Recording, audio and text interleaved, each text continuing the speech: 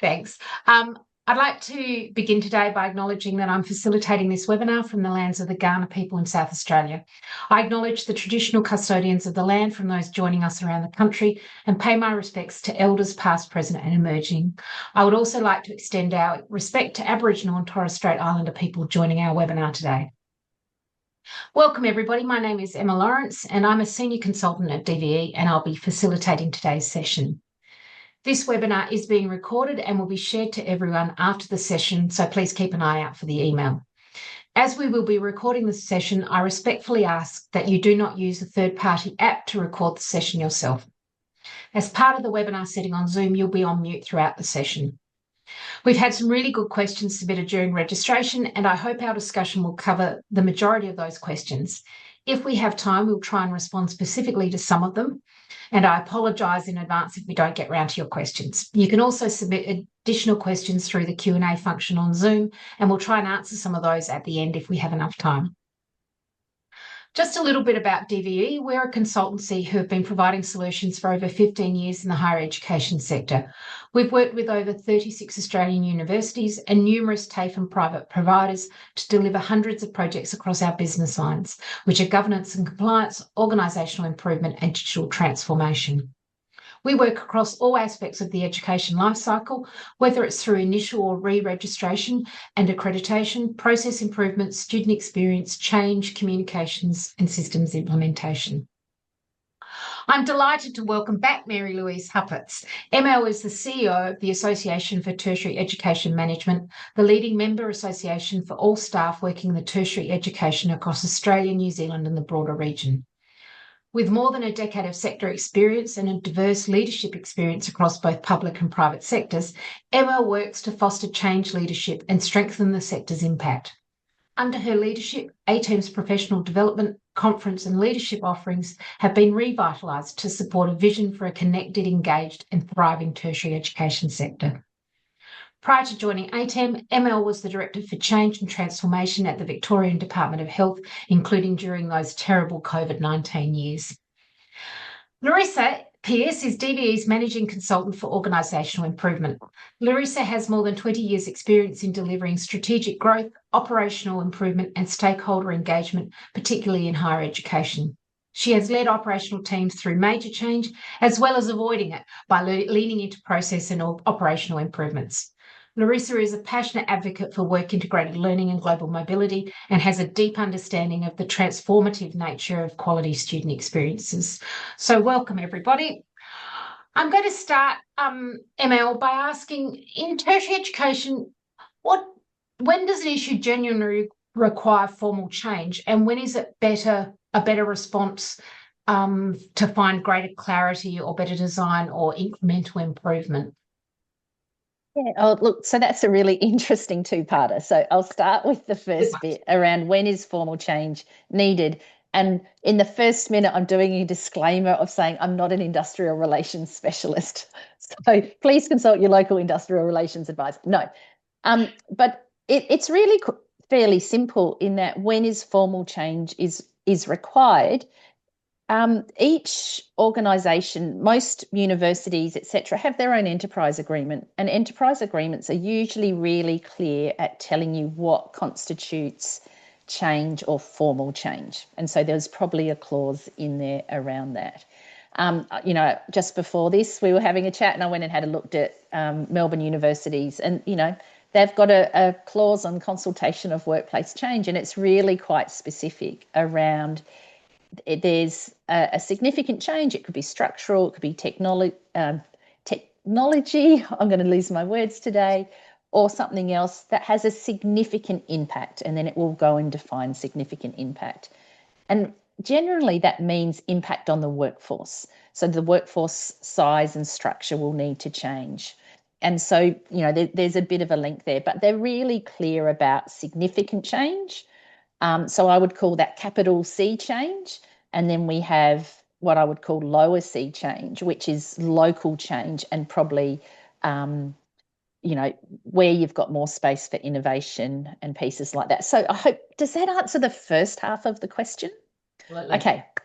The second half of the question was around when where is a better response response in terms of clarity or design? Yeah.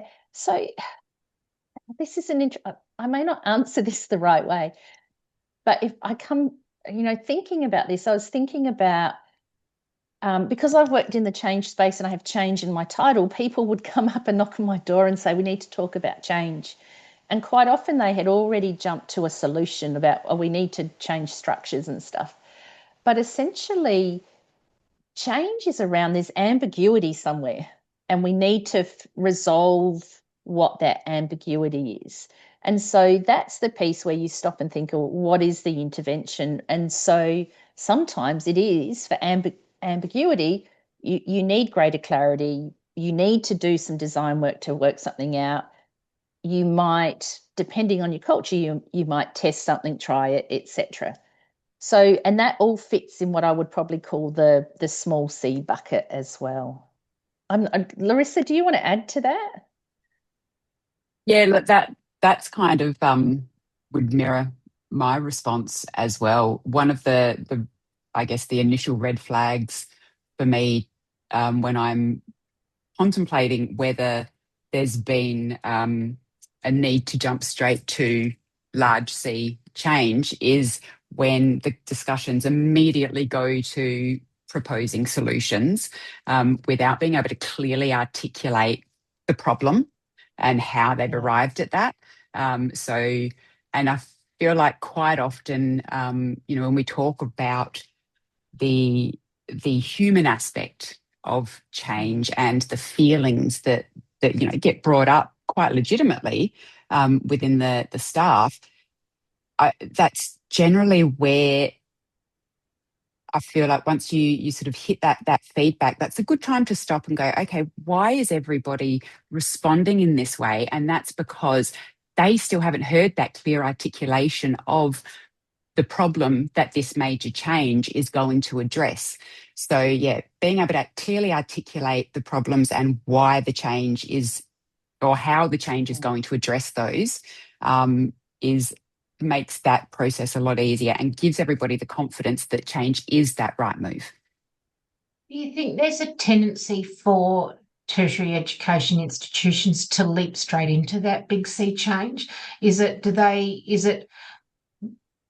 that lack of understanding about what small C change is, so the immediate reaction is to go straight into formal change very quickly without proper due process and consultation?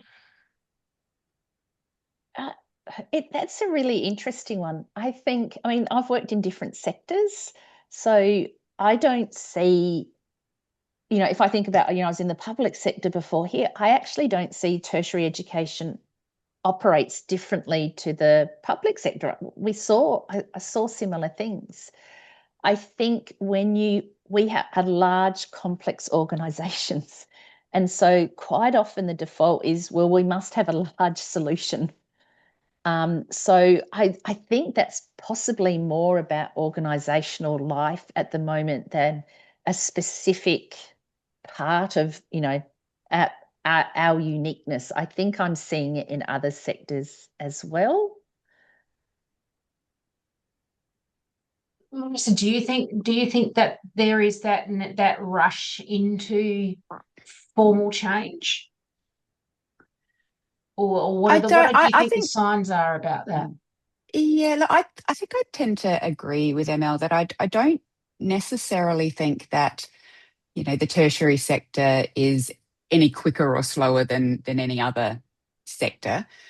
But I do, and I'll refer back to what I said before in terms of I think the talking point around feeling like that it's always happening is because those discussions are ongoing around why are we doing this? What is this solving? Yeah. And so what I think, I wouldn't say that institutions are necessarily quick to jump to big C change, but what they're not great at is articulating why that change is coming about. And that then the discussions by the staff and, we're public institutions, so the broader public as well, then keeps circulating around the why. Yeah. It makes me think. Last year, I did some coaching with a head of school around change, and they'd been asked to run a change process, but it was really interesting. I come back to our first session and I said, well, why? Why do you have to do this? And it was a really, really hard question to answer. And I think that's a sign that actually the bit of work before around what is the problem we're trying to solve? Are there different ways that we can do it? So we see that as a solution, but you've got to figure out what we're trying to fix. Absolutely. And Yeah.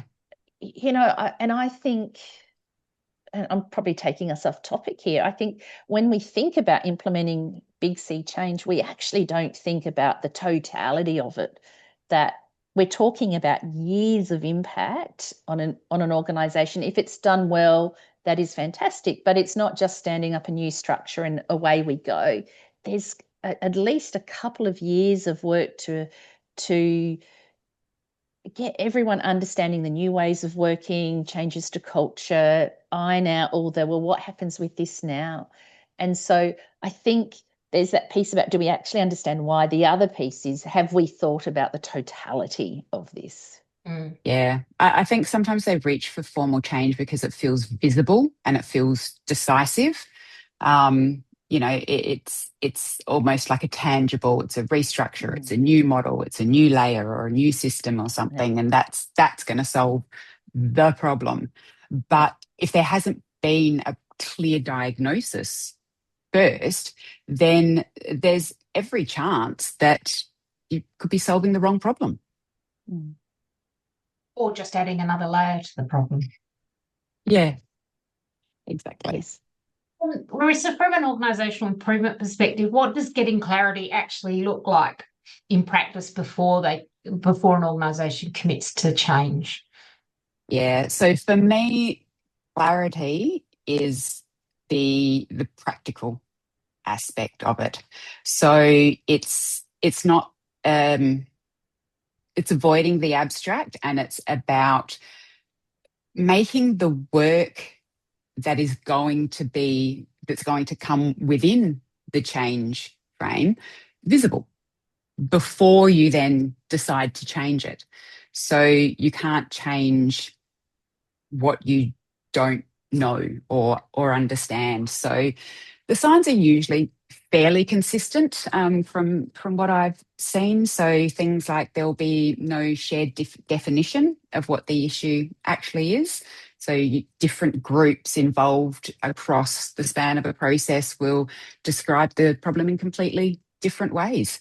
And the people doing the work every day, if they haven't felt that they have actually been consulted adequately, that then has a very, very broad impact and lasting impact, I think, on the effectiveness of the change process that they're trying to enter, because, as we all know, that getting the staff behind it is, one of the biggest determinants of success. And staff talk and, share experiences, and that can either really, really help progress things, or it can really hold things back. So if an institution is discussing discussing Big C change, and one or two of the highly impacted areas are quite vocal around pushing, then that then indicates more broadly to the other stakeholders that maybe it isn't the right way to go. So listening to the discussions that are happening in and around those affected, I think is a really, really good telltale. Not knowing what your baseline data is or where it's coming from. So there's,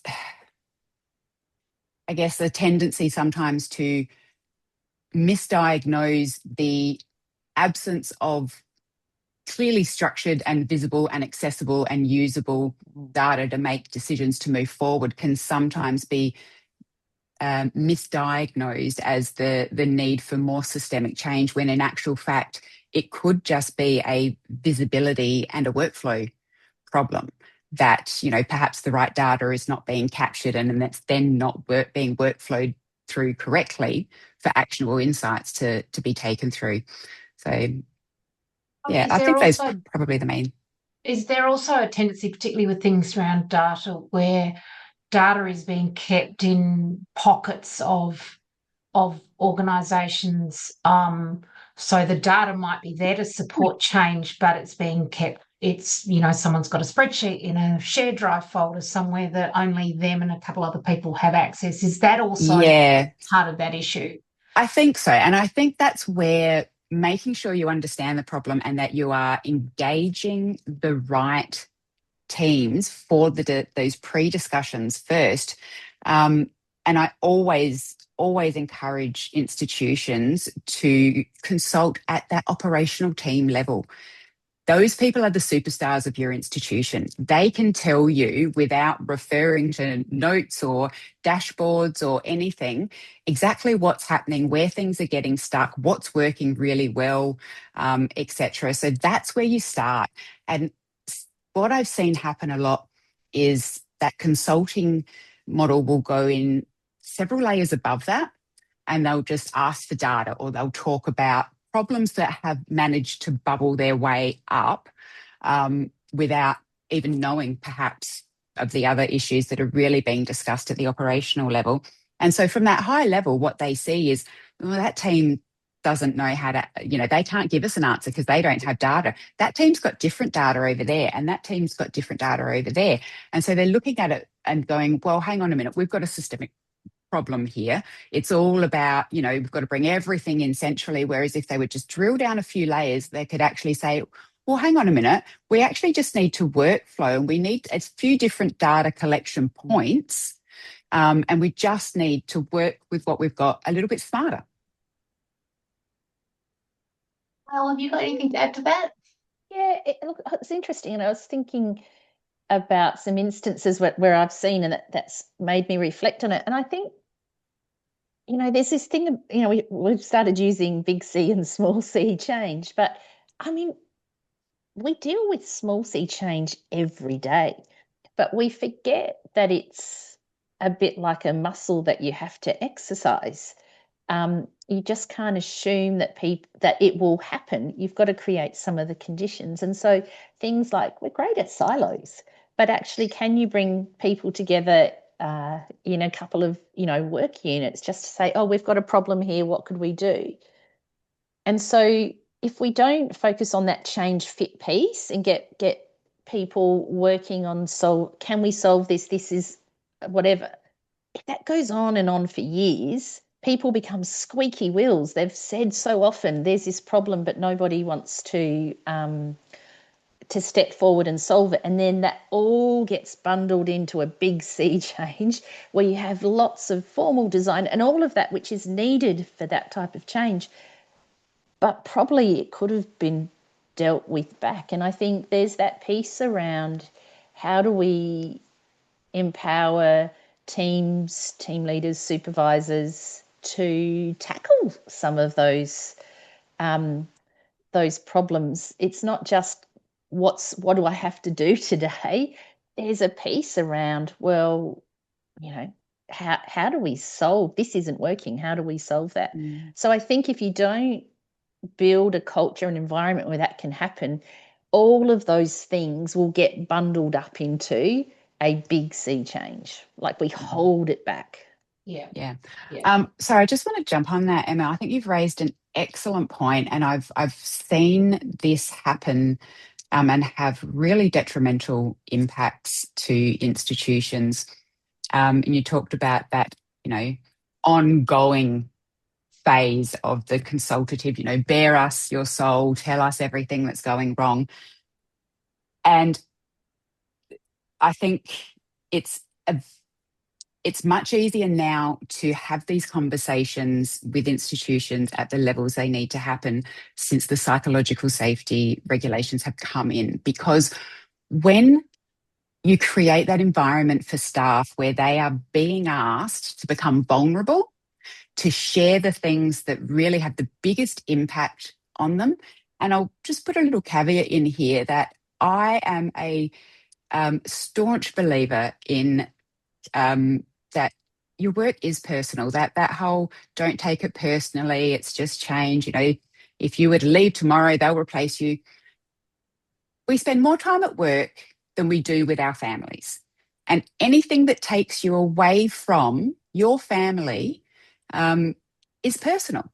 So yes, the impacts that work has on you, and you take those home with you, you know, in the way that you interact with the rest of your life. So when you go to staff and you ask them to be vulnerable and you ask them to share the details of all of those things and they put that out on the table, if you just leave that on the table and then just keep asking them to add to it without ever closing that loop for them, what you're effectively doing is asking them to, you know, reopen wounds, and then you're just asking them to leave those wounds open and fester while we go off and do something. So there needs to be a commitment to closing that loop. And I was so happy when the psychological safety things came through, because that was the green light to really lean into leadership and say, you are creating a psychologically unsafe environment here by continuing to do this. Excellent point, Larissa. Emma, I just want to circle back just a little bit. Do you think when things that could have been handled differently, so, you know, process issues or workflow issues get bundled up in that larger big C change, have you, in your experience, have you seen often that they get buried and not resolved and not fixed in big C change? I think they get lost. Yeah. You know, I've probably, you know, when I was at the Department of Public, I think we did 3 transformations in 4 years.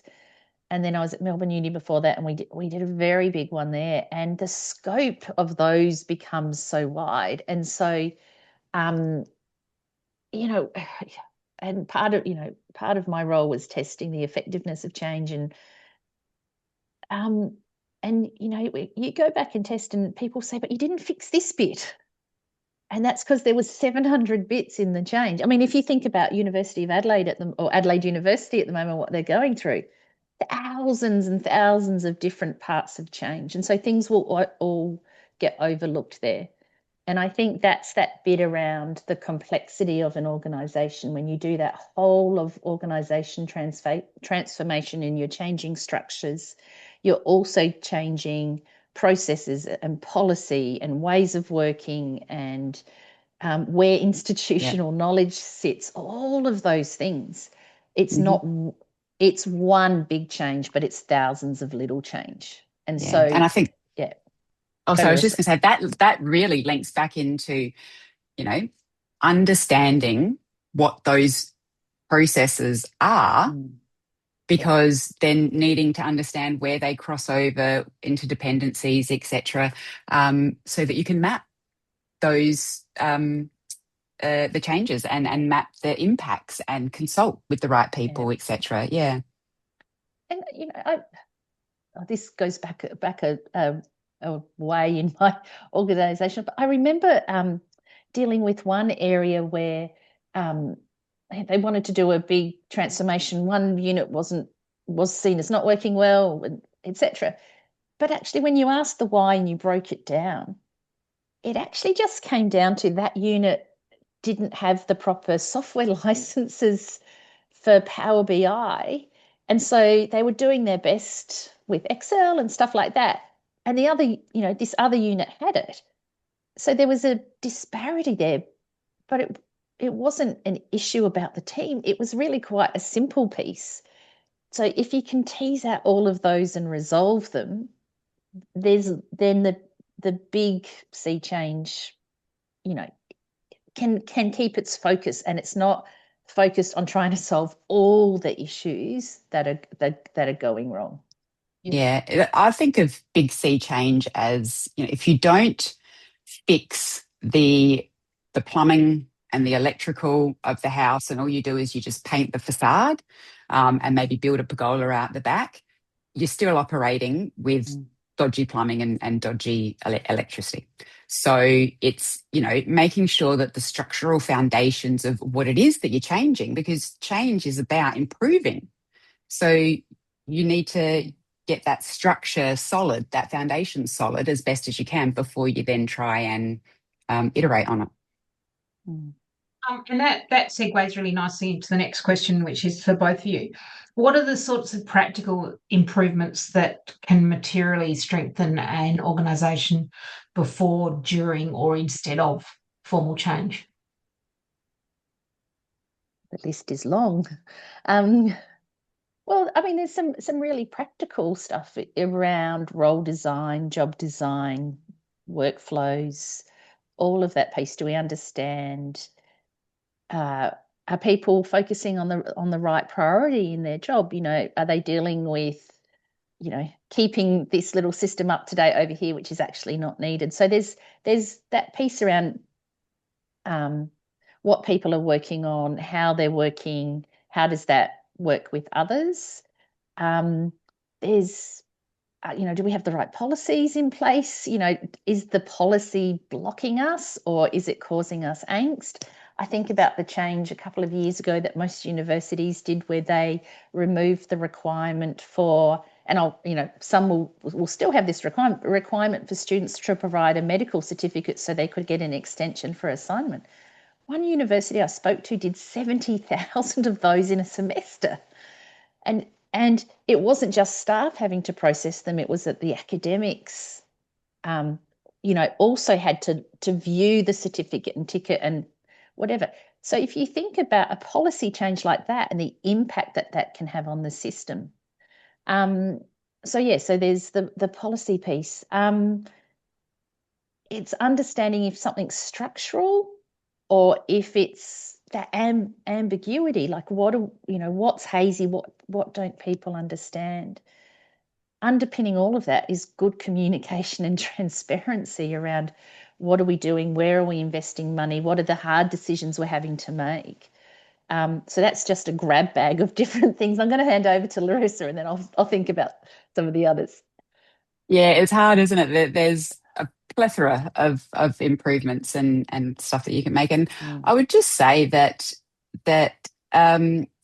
incremental improvement is not a lesser form of leadership or change. It's often a more disciplined one, because it requires paying attention to how the work is actually happening and then fixing the things that create the daily friction, which is often a lot more valuable than launching into great big formal or structural change that then absorbs the energy away from addressing those core operational issues that are causing the pain in the first place.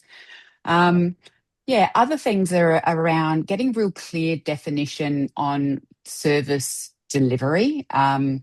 So definitions of, what is within the scope of this service. So, if we're looking at improving this service, what is the actual scope of it? Where does it start and where does it end? And that sounds really, really basic, but a lot of institutions or even teams struggle to identify onboarding and handoff points. So when does our involvement in the process, because no processes really within the institution are singular. They all lead into and they all impact the student journey. So it's being able to clearly articulate what does admissions. So when we talk about we're going to change admissions, we're going to uplift, where does admissions start and where does admissions end? And I'm sure everybody in the webinar now is going, I know the answer to that. But then if we all come in together, even from the same institution, there's going to be different answers. So, I think that's a really big one. is just across all things, processes, you know, definitions, service deliveries, ownership. It's the clarity and the ability to clearly articulate that from everybody involved in the process. Do you think there needs to be more of the senior management level who are, often the implementers of change?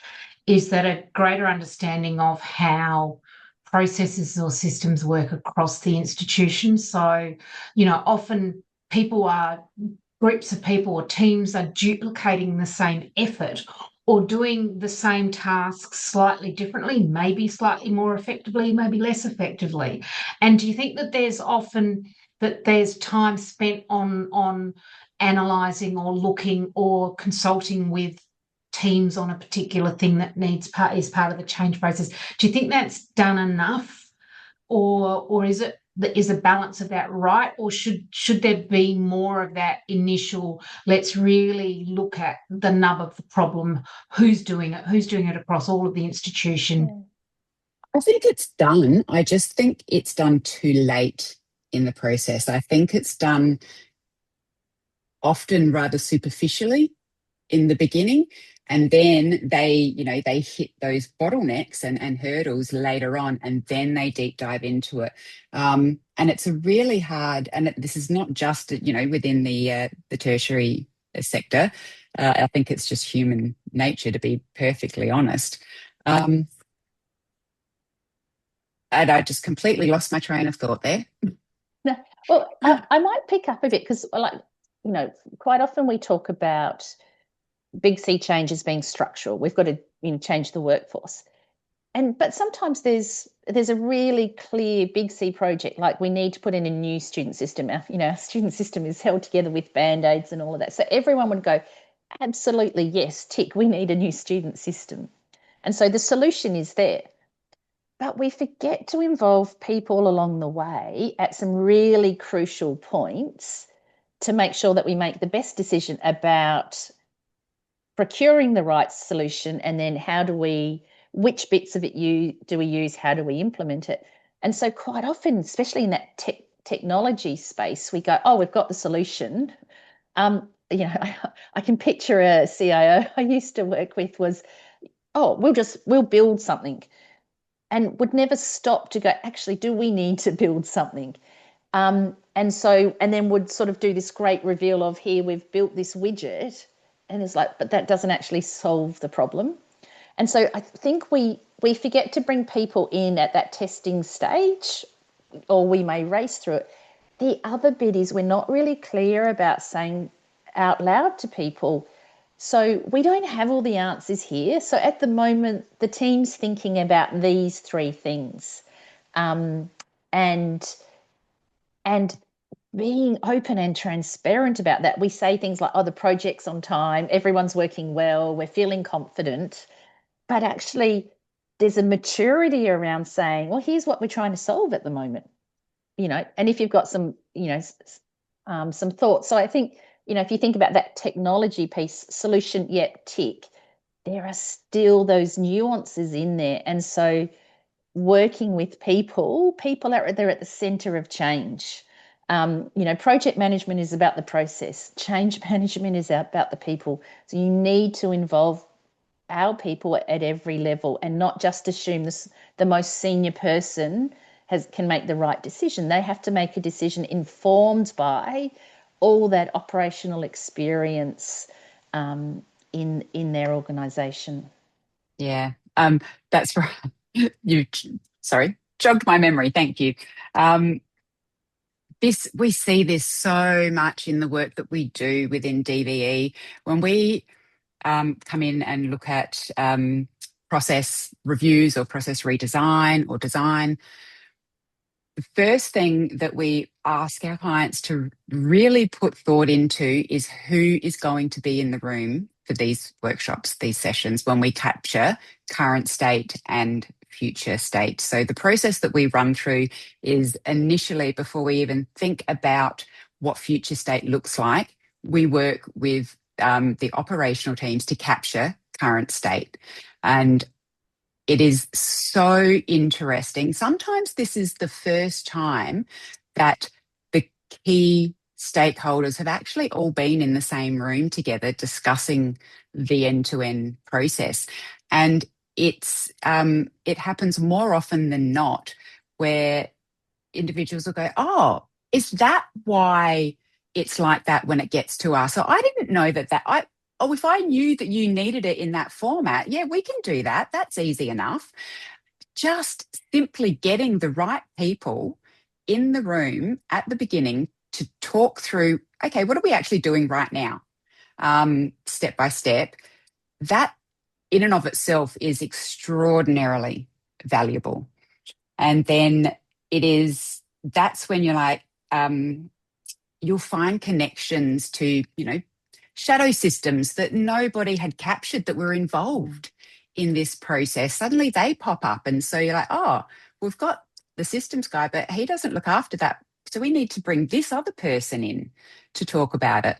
It is just such a valuable tool. I think that having scoping sessions and then also having these process improvement sessions are two very, very undervalued tools that are just not used as broadly and as effectively as they should be. They really are very easy, very cheap, and very, very effective. Emma, you touched on something, and I thought about my experience in the tertiary education sector and the number of changes. I think, that we did touch on that in our previous webinar about change is a constant. And you touched briefly about position descriptions and things, is that I don't ever remember in my entire career ever having anyone ask me what my skills were or what my training needs were. And do you think that needs to be more prominent in big C change when they're doing those people? I know, there's often a rush, let's just change the PD. We've got a new structure. We're just going to slot people in and there's a tendency not to actually go, is this person the right fit, or can we improve the outcomes by giving them better training or analysing what their skill set is? Yeah, it's interesting. And I've been pondering this. I mean, I'm here to help people, have amazing careers in the sector. And, I've been going through recruiting myself lately, and it's got me thinking about how we actually think about what a position is. And quite often, and I think we do this in our sector probably a little, public sector was the same, around there's a job vacancy, we go and we pick up the CV and we go, oh yeah, we'll tweak that. Oh yeah. And we basically add to the list of requirements. And then we go and look for the person that's got all those requirements, but actually we're not thinking about the makeup of the team, who's someone, who's new but has got potential and we can bring them in and help them grow in the role. Who's experienced, what is the shift they're needing. We're putting it down on paper to say, this is what X employee should look like. And I think we should be going, this is what this person looks like, and how can we help the job mold them. It's very hard to do in the big C transformation pieces, because you do. And I had teams of people who we would be moving boxes and saying, okay, this role will be this, and here's, and you're just creating position description after position description, and you're doing that without any understanding of the workforce, its capabilities and its skills. Now, you're trying to do it to the best of your ability and trying to do it with fairness, and you're cross-referencing to the enterprise agreements and how people are graded and all of that. But you're actually not looking at, maybe this, I don't know if I'm calling this is a failing or not, but you're actually not looking at who's here, how do they work, how can we help them, rather than saying, okay, we've got to redesign this box and this box and this box. Yeah, I think that's an excellent point, ML, and that is probably where this feeling of, continuous change or change fatigue comes from, because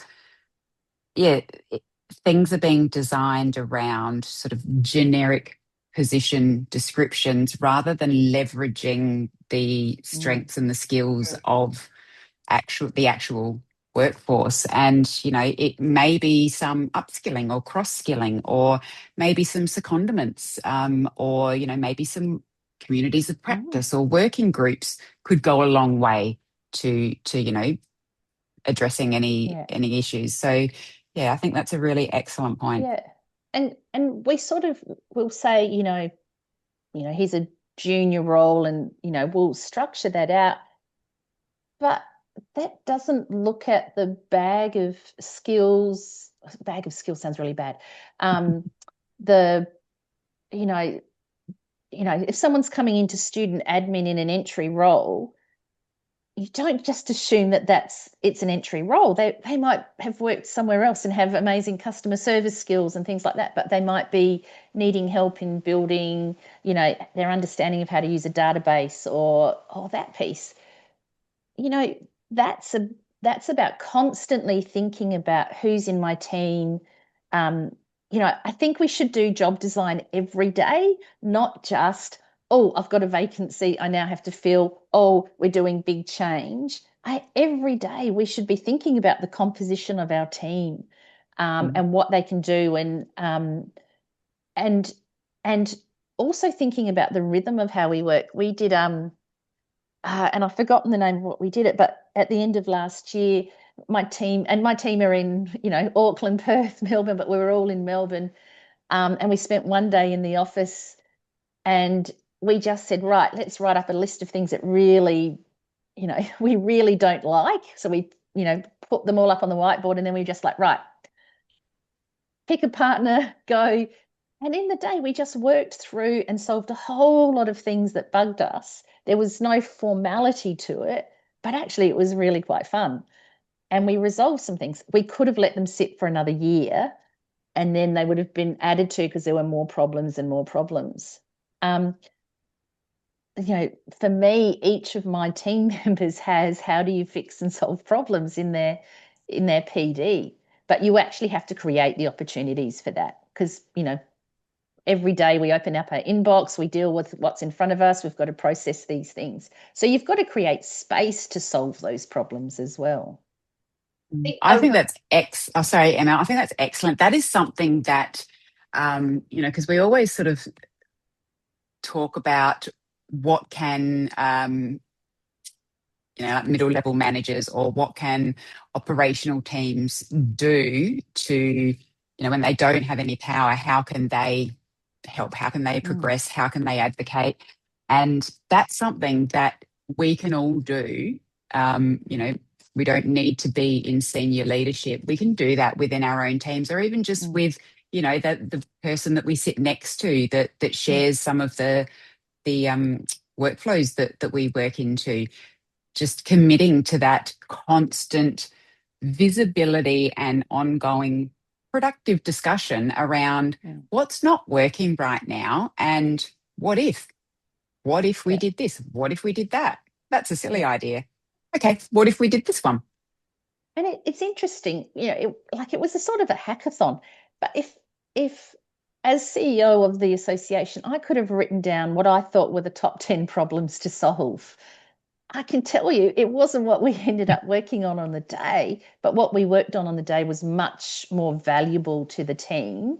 And we had some discussions about, we're not going to fix this today. Is this a priority? But the team owned that and worked with it. And, the list is on the board. We'll get together. We'll choose what we'll do. But it actually makes work really interesting, and it helps build culture and ways of working in all of those pieces. The thing we're sort of still on that sort of concept of PDs is that if position descriptions were a bit more fluid, is not quite the right word, but allowed a team leader or a middle level manager to have a more flexible workforce in terms of being able to go, we've done a training needs analysis or a skills assessment of the group of people that I work with, and we've all got, every one of us in a PD, we've had skilled at Microsoft Office Suite. Well, I'm not the greatest Excel user, but I say I'm skilled at the Microsoft Office. But there might be someone who's never asked to help with Excel, who's absolutely brilliant at it. So is it creating positions that are more agile so that people's skills can be thrown at a particular problem or part of that solution to that problem? Do you think that's sort of where institutions should be heading? More, I suppose, generic position descriptions that can then allow for that appropriate skill allocation. Well, this could be a whole nother session. Sorry, I am getting slightly off topic, but it's interesting. But I think there's an interesting test. Next time you recruit, pick up the PD, and if it is a list of tasks, you are responsible for maintaining the X, or then you're really locking people in. You're starting to be rigid. There needs to be a piece around, if you're responsible for reporting whatever, that you not only do you report on that, but you look for ways to improve the reporting, etc. And what that looks like for different levels will be different. It might be lower levels that you work with others to do that. At senior levels, you're thinking strategically, etc. But if I see a spreadsheet, if I see a PD and it says you have to update the X spreadsheet, do I want to work there? Is that job going to fill my bucket? I want to do interesting. Everyone wants to do interesting work. Everyone wants to feel valued. And let's move some of the blockers out of that and give me permission to remove some of the blockers. And so that thing about, I think back to being in the department, there were these two work units that sat next to each other. And if you spoke to each other, they were the problem. Oh no, they're the problem. And after about 3 months, we actually managed to get them together over a series. We didn't tell them we were doing this, but we would bring them in with the aim of just knowing who the other person was. And it was amazing to see what happened. But you could have easily done structural change there to say, well, those units aren't working. We have to think about this and do all of those things. Actually, it was about communication and building respect and trust and all of those pieces. We sort of put those as values in a PD, but actually that bit about learning to work with or expecting people to work with others and explore, all of those things. I took us down a rabbit hole. Sorry. Sorry, everybody. One of the attendee questions touched on the effort required during change when the knowledge people were confident in starts to shift. So when they're being moved out of that sort of skill set knowledge, how do leaders protect confidence, capability, and momentum when people are working in uncertain conditions? Yeah, so I think, maybe one of the first things is just to recognize that is a real issue. And when the ground is shifting, people don't just need information, they need enough stability to be able to keep functioning through the change. And I think when people are moving in working in those constantly moving conditions, confidence drops really quickly if things are uncertain. So leaders can sort of mitigate that by reducing ambiguity, being really clear in their communications and saying when they don't have clarity, and inviting the staff into the discussion.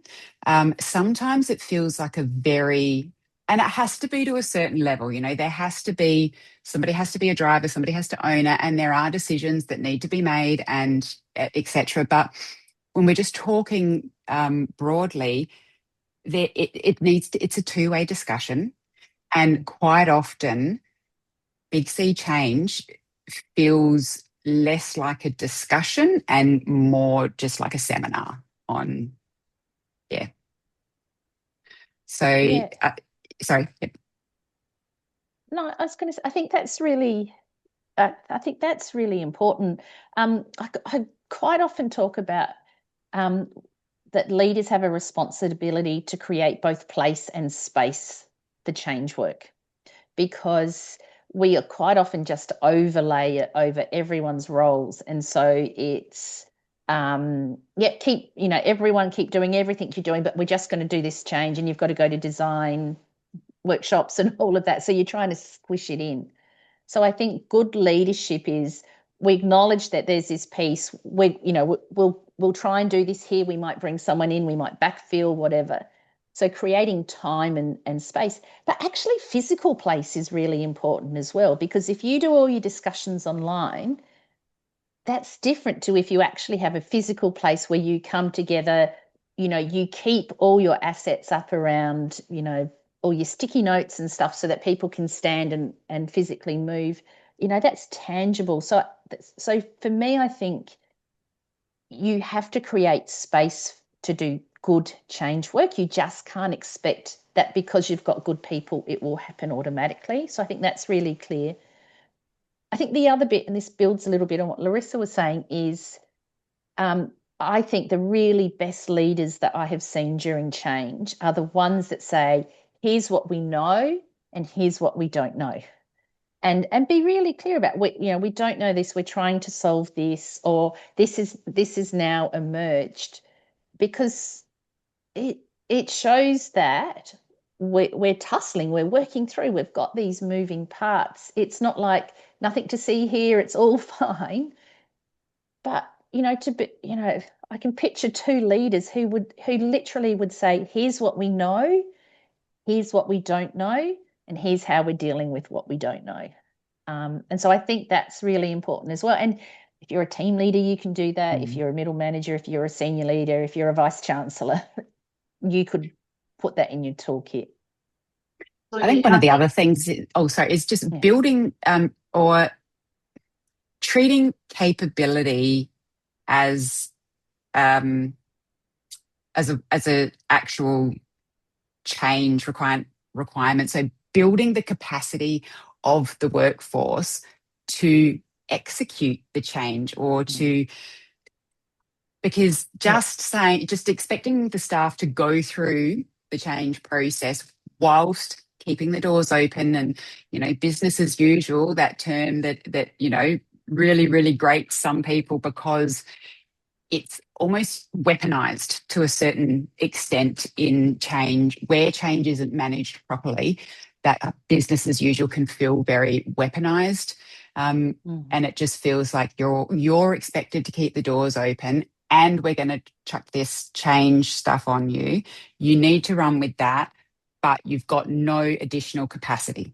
So there needs to be capacity building for the change to be able to actually roll out operationally, because at the end of the day, you might have brought in a dedicated project group and you've got all of these senior executives are running the change program, but then the actual implementation of anything that comes out, where is that going to land? It's going to land operationally. So you have to create operational capacity whenever you're going to be bringing in any type of change.